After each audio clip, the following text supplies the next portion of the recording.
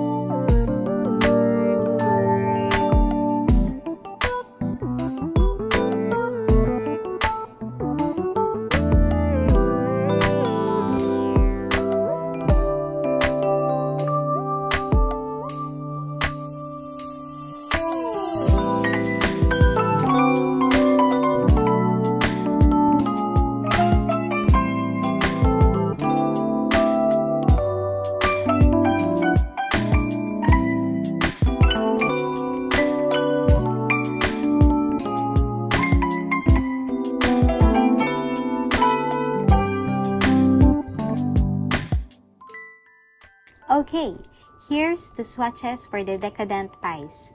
I was quite surprised that there are actually shimmering colors in here, starting from the white mocha up to the pistachio cream. If you can see it clearly, there is like a shimmering color.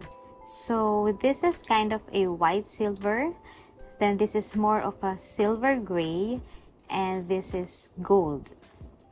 Looking at them closely, it's noticeable that they are shiny unlike the other colors in this set. This is also a good set if you like adding gold details on your paintings, which for me, I think I find this useful because I like gold and I'm starting to incorporate gold colors on my paintings. This Guava Meringue is also unique, feels like it has a bronze feel in it. The pecan is kind of ordinary brown for me, but I like this peach cobbler and apple as well as the key lime. I was looking for this kind of green for a long time now, and I'm happy that it's included in this set. The blackberry looks like an indigo to me, while the blueberry is a very unique shade of blue. So yeah, this is the Decadent Pie set. I hope you enjoyed watching this video. Let me know in the comment section if you have watercolor confections too and your thoughts about this brand. Thank you so much, and please don't forget to subscribe.